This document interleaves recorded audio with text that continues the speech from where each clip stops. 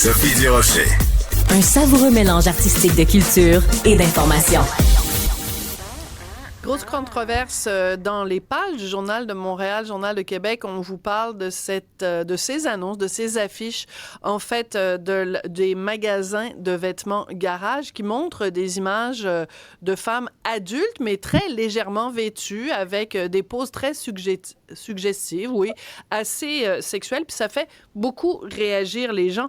On va en parler avec Florence Brouillard. Elle est experte en images publiques et PDG de Brouillard Communication. Bonjour, Florence. Bonjour Sophie. La compagnie Garage se défend en disant, ben écoutez, ces images-là ne s'adressent pas à des adolescentes parce que notre clientèle cible n'est pas une clientèle adolescente. Est-ce que c'est un argument qui vous convainc, Florence? Évidemment pas. Ça semble être un argument en réaction. Ce que Garage dit, c'est très intéressant. En fait, c'est notre clientèle était une clientèle mineure d'adolescentes et là, on s'adresse à une autre clientèle, à notre clientèle qui aurait vieilli et donc qui sont rendus de jeunes adultes en principe, des femmes qui s'assument, qui sont émancipées. En soi, c'est beau, puis effectivement, ils ont le droit de le faire s'ils s'adressent à des adultes. Maintenant, la ligne est un peu mince parce que si l'entreprise ne s'adresse plus à la même clientèle cible avec laquelle on l'a toujours associé, Garage, c'était vraiment pour la préadolescente, même l'adolescente, il y avait des bonbons dans les magasins, ça coûtait pas cher, c'était des tailles X-Small, 00, on allait là quand on était jeune, les gens vont encore là avec leur mère, de ce que je comprends et de ce que je vois sur les réseaux sociaux, mais ça semble être un argument en fait pour se défendre d'utiliser l'hypersexualisation pour vendre à des jeunes filles des pièces de vêtements qui les mettraient en valeur, même si, bon, sont peut-être un peu jeunes pour être rendus là dans leur évolution.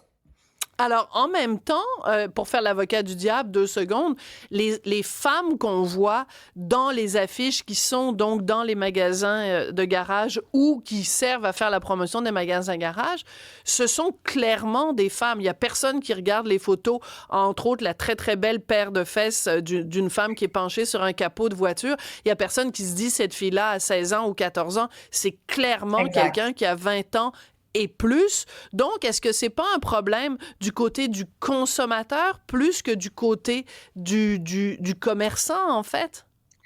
C'est une bonne question, puis je me faisais la réflexion tantôt parce que je pense que le problème est de part et d'autre, simplement parce que, d'abord, si on regarde les publicités de crème anti-rides, on sait tous que c'est rarement une femme qui a l'âge d'avoir des rides, qui fait la publicité. Donc, on est quand même conscient on est quand même conscient que ça va pas nécessairement ensemble. Ceci étant dit, effectivement, là, puis c'est des femmes, des jeunes femmes, toutes en forme, en volupté, ils sont de toute beauté, mais le principe, c'est pas tant que c'est des adultes, c'est aussi que ce soit des poses si suggestives et que le narratif entourant Garage, si on va sur leur site web, si on va dans leur infolettre, si on regarde les mots qui sont utilisés, les termes qu'on voit sur les t-shirts graphiques, ça ne semble pas s'adresser à des adultes véritablement. C'est vraiment très jeune. Donc, c'est là où il y a comme un inconfort puis une incohérence. Oui, c'est des mannequins adultes. Oui, c'est peut-être pour la femme dans la vingtaine qui a évolué, qui n'est plus préadolescente, adolescente. Mais pourtant, quand on rentre dans l'univers de Garage, ça reste un environnement très jeune qui interpelle, à mon avis, pas vraiment la femme adulte. Et dans le groupe, faut savoir, Garage appartient au groupe Dynamite, qui est une entreprise québécoise. Il y a les magasins Dynamite qui s'adressent à la jeune femme et dont l'esthétique et les campagnes sont complètement différentes. Complètement différentes, c'est vrai. Et puis, donc, techniquement, si on se fie à ce qu'ils nous disent, il y aurait peut-être un croisement dans les clientèles cibles. Finalement, en fait, moi, je pense que la jeune fille de 14, peu importe, 14, 15, 16 ans qui va magasiner chez Garage espère probablement ressembler à ces femmes sur les affiches. Maintenant, c'est une question un peu de morale puis d'éthique de l'entreprise.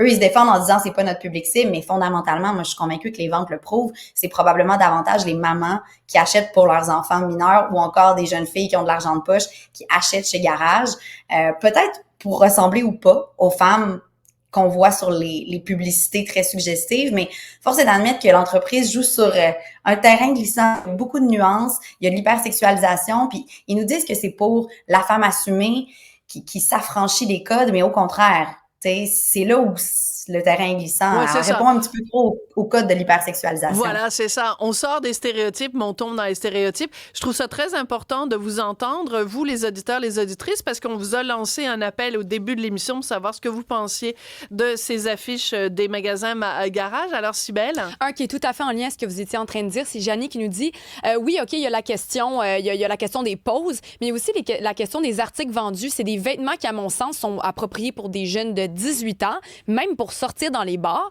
Et les petites qui vont s'habiller là de 14 ans, ben, vont avoir ça en tête, que c'est des vêtements pour sortir. Puis ces jeunes filles-là, ben, peut-être souvent, ils n'ont même pas de seins.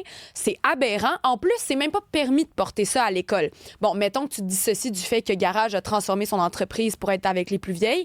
Il dit, anyway, les filles de mon âge, là, on veut qu'elles mettent ça, ou même à l'université, j'oserais pas le faire. Puis il y a quelqu'un d'autre, complètement à l'inverse, qui nous dit, ben oui, les jolies femmes existent encore, revenez-en. Ouais, ça, c'est intéressant parce que ça revient à la question de être une femme et faire ses propres choix. Si on décide, en effet, de porter un short à ras les pâquerettes, en tout cas, vous voyez ce que je veux dire, là? Les foufounes. Oui, ras les foufounes.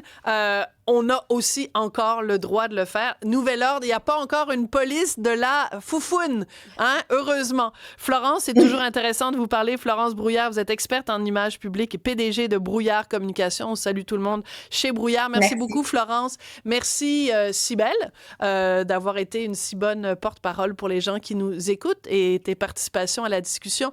Merci à André Sylvain Latour. Merci spécial à Alexandre Moranville-Ouellette qui a travaillé comme un fou pour préparer la recherche de cette émission. Merci à Jean-Philippe Leroux à la mise en onde et merci à vous. Tout le monde fait des petits bye-bye. Et merci André Sylvain pour le steamer.